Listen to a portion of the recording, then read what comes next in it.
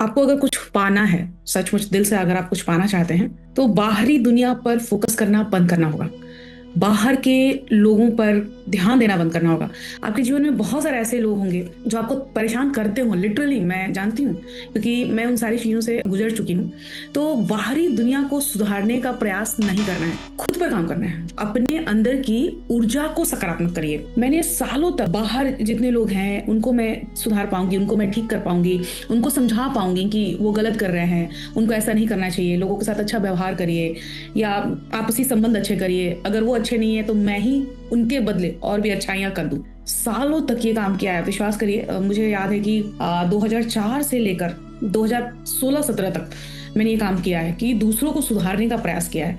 शुरू से मैं बहुत सॉफ्ट रही हूँ और मेरा स्वभाव बहुत सौम्य रहा है। किसी के ज़ोर से बोलने से मुझे डर लगता है इनफैक्ट, और किसी ने अगर कुछ कड़वा बोल दिया, खराब बोल दिया, तो मुझे बहुत हर्ट होता था, बहुत ज़्यादा। बचपन से मेरी आदत रही है। मेरी माँ मेरे बारे में दूसरों से बोलती है कि इसको कोई भी अगर ये प्यार से इससे बात कर ले तो इसका पूरा घर उठा के ले जाए। कहने का मतलब है कि मुझे प्यार बहुत पसंद है, प्यार से बात करना, अच्छे तरीके से व्यवहार करना बहुत पसंद है शुरू से। शायद पैदाइशी नेचर रहा होगा मेरा, अभी भी है।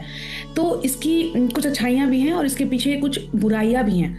कहने का मतलब है, अगर मैं बहुत पोलाइट हूँ, नम्र हूँ और मुझे नम्रता वाला व्यवहार पसंद है, तो क्या ज़रूरी है कि आपके आस-पास सारे लोग आपकी तरह नम्र होंगे और अच्छा व्यवहार करेंगे? बिल्कुल भी नहीं, वो आपके विपरीत होंगे। आप जैसे हैं, आपको उससे उल्टे तरीके के लोग मिलेंगे, आपको उससे विपरीत तरह के लोग मिलेंगे। इसके पीछे भी साइंस है। मैं अपने सेशंस में हमेशा बताती हूँ कि वो आपका रिफ्लेक्शन है। रिफ्लेक्शन का मतलब है कि आपके अंदर जो क्वालिटीज़ नहीं हैं, वो क्वालिटीज़ दूसरे लोगों में आपको दिखाई देती है। वो इसलिए दिखाया जाता है कि आपको उनसे सीखना है ना? जैसे किसी ने बहुत ज़ोर से चिल्लाया, अब मैं डर गई और वहाँ पर मुझे रोना आना शुरू हुआ, क्योंकि मैं सॉफ्ट हार्टेड हूँ। मुझे काइंडनेस पसंद है, ज़ोर से आवाज़, चिल्लाना, लड़ना, झगड़ना नहीं पसंद है।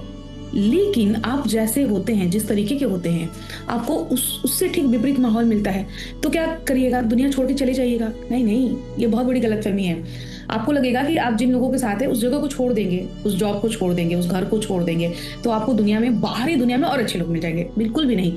ये आपके अंदर का रिफ्लेक्शन है और जब तक आप इस पर काम नहीं करिएगा, आपको ऐसा ही वातावरण मिलता चला जाएगा, ऐसे ही लोग मिलेंगे जो आपको सिखाते जाएँगे कि आपको इस दुनिया में सर्वाइव करने के लिए लोगों के साथ रहना आना चाहिए। इसलिए खुद पर काम करना है, दूसरों पर काम नहीं करना है, वो हमारे कंट्रोल में नहीं है। मेरे एक कोच हैं जिनसे मैंने 2 साल पहले 1 महीने की ट्रेनिंग ली थी। उन्होंने मुझे सिर्फ़ एक बात सिखाई जो मुझे बहुत अच्छी लगी। उन्होंने कहा, आप वही चेंज कर सकते हैं जो आपके कंट्रोल में है। बाहर के लोग, आपके बच्चे ही क्यों ना हों, आपके स्पाउस हों, आपके घर के लोग हों, पेरेंट हों, आपके कंट्रोल में कोई नहीं है, आप किसी को भी नहीं बदल सकते हैं। तो ये हमारी बहुत बड़ी गलतफ़हमी होती है कि हम लोगों को बदल देंगे, है ना? गौतम बुद्धा ने इतना सारा ट्रांसफॉर्मेशन करा है। नहीं, गौतम बुद्धा ने दुनिया को नहीं बदला, उन्होंने खुद पर काम किया और अपने अंदर की सकारात्मक ऊर्जा से आस-पास के वातावरण, उस गाँव से दूसरे गाँव, फिर पूरे राज्य तक उस सकारात्मक ऊर्जा का प्रवाह उन्होंने किया, जिसके संपर्क में जो भी आया, वो सकारात्मक हुआ। उसने अच्छी सोच अपने अंदर डाली। गौतम बुद्धा दूसरों को बदल पाने में सक्षम नहीं हुए। उन्होंने पहले खुद पे काम किया, इसीलिए वो सालों तक मेडिटेट करते रहे। तो यहाँ पर बस मैं आपको ये समझाने आई हूँ आज। मुझे ऐसा लगा, मैंने कोई पॉइंटर नहीं लिया है, कोई वीडियो स्क्रिप्ट नहीं लिखा है कि मैं ये बताऊँ, क्योंकि मैंने खुद पे भी ये महसूस किया है कि जब तक मैंने दुनिया को सुधारने का प्रयास किया, शादी के बाद 2004 के बाद मुझे लगा कि मैं जिस जगह पर आई हूँ वो मेरी विपरीत तरह के स्वभाव के लोग हैं, तो मैं इन्हें शायद बदल पाऊँ। और मैंने बहुत प्रयास किया, 12 सालों तक मैंने प्रयास किया, लेकिन शायद वो मेरी एक ट्रांसफॉर्मेशनल जर्नी रही। मैंने जितना दूसरों को सुधारने का प्रयास किया, दूसरों को खुश करने का प्रयास किया, इनफैक्ट मैं आपको यहाँ बता दूँ, दूसरों को जितना ज़्यादा खुश करने का प्रयास, इसको भी खुश कर दूँ, उसको भी खुश कर दूँ, अपना सब कुछ दे डालो, इतनी मेहनत करो, दिन-रात लोगों के लिए जान देते रहो, देते रहो। एक दिन वो खुश हो जाएगा, एक दिन वो खुश हो जाएगा, एक दिन वो नहीं, कभी कोई भी आपसे खुश नहीं होगा जब तक आप खुद से खुश नहीं होंगे। तो खुद पे काम करना शुरू करना है। 2022 में एंजियोप्लास्टी हुई, उसके बाद एक ऐसा दौर आया जब मैं बहुत टूट गई थी। मुझे लगा इतनी कम उम्र में ही मुझे इतने बड़े-बड़े सदमे लगे, क्यों भगवान मुझे हर तरह से मेरी परीक्षा ले रहे हैं? जब भी कुछ मैं अच्छा कर लेती हूँ, स्टैंड कर जाती हूँ, जॉब हो गया अच्छा, सब सेटल्ड हो गया, उसके बाद ये हेल्थ के इश्यूज़ आए। आखिर क्या प्रॉब्लम है? प्रॉब्लम सिर्फ़ ये था कि मैंने खुद पे काम नहीं किया। मैंने दूसरों पर काम किया, दूसरों को खुश करने में अपना जीवन बिताया। खुद पर काम जब मैंने करना शुरू किया, अपनी एनर्जी को हील करना शुरू किया, खुद की हीलिंग करनी शुरू करी। बहुत दिनों तक तो मैं दूसरों से अपनी हीलिंग करवाती रही, दूसरे हीलर से कि आप मेरी हीलिंग कर दीजिए, आप मेरी हीलिंग कर दीजिए। टेम्परेरी मुझे आराम मिलता था, कुछ दिन, कुछ घंटे।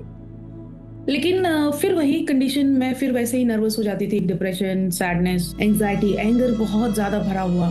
फिर मैंने खुद पे काम करना शुरू किया और खुद की हीलिंग करनी शुरू की। जब जैसे-जैसे मैंने खुद पे काम करना शुरू किया ना, मेरे अंदर की एनर्जी चेंज होनी शुरू हुई।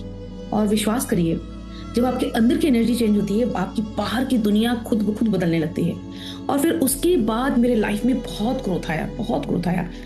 मैं 5 सालों से इस कोचिंग जर्नी में हूँ। जनवरी-फरवरी से मुझे याद है कि मैंने सेशन देना शुरू किया था और 2021-22 में इतने ज़्यादा मैंने स्टूडेंट्स को, एक-एक ग्रुप में 60-60 लोग होते थे। 1 घंटे का मेरा सेशन होता है। बहुत सारे ग्रुप थे, बहुत सारा, मतलब फेसबुक ऐड से इतने सारे लोग आते थे। वेबिनार में मुझे याद है कि 100-100 लोग बैठते थे और सारे लोग लगभग मेरे किसी न किसी सेशन को अटेंड कर रहे थे। 2021-2022 में मैंने बहुत मैं आगे बढ़ी। तब तक कोविड का वो सारा टाइम आया एंड शायद कोविड हुआ। उसके बाद ये मेरी जर्नी थोड़ी-सी हेल्थ वाली खराब हुई। लेकिन फिर से मैंने खुद पे काम करना शुरू किया और उसके बाद मैंने बहुत सारी किताबें लिखी, 5 किताबें लिखी तो आपको दिख रही है, 2 शायद आपके काम की है, बाकी मेरे अपने सब्जेक्ट्स की बुक है जिसमें मैंने पीएचडी किया है। और फिर अवार्ड पे अवार्ड, लोगों के अंदर मैंने ट्रांसफॉर्मेशन किया। बहुत सारे मेरे स्टूडेंट, 10,000 से ज़्यादा लोग हैं, जिसमें से 1,000 से ज़्यादा लोगों को बहुत बेहतरीन रिजल्ट्स मिले हैं, बहुत बेहतरीन।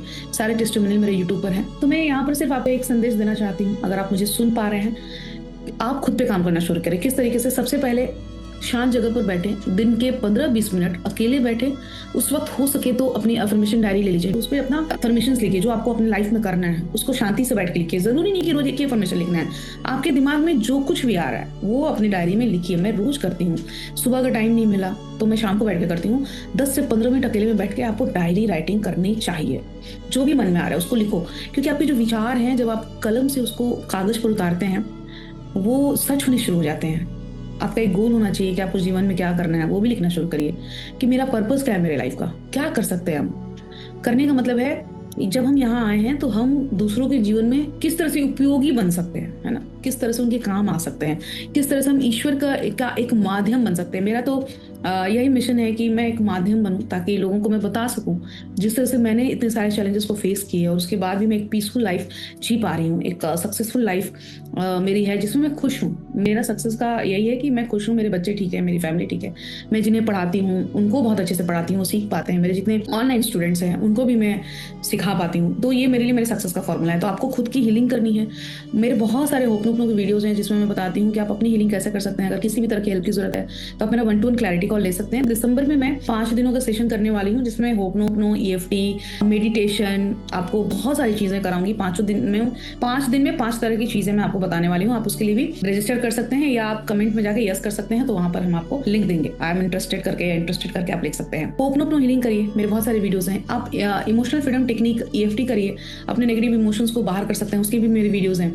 आप फिजिकल एक्सरसाइज, जैसे मैं रोज वॉक करने जाती हूँ, मेरा पूरा 45 मिनट जाता है मेरे फिजिकल एक्सरसाइज में, आपको जरूर करना है। उससे जब आपकी बॉडी फिट रहेगी ना, या आप थोड़ा सा बाहर निकलेंगे, आप वॉक करेंगे, थोड़ा सा प्रकृति में रहेंगे, तो आपको प्राकृतिक जो सकारात्मक ऊर्जा है आपके अंदर वो इम्बाइब होगा जाएगा। तो प्लीज अपने पर ध्यान दीजिए।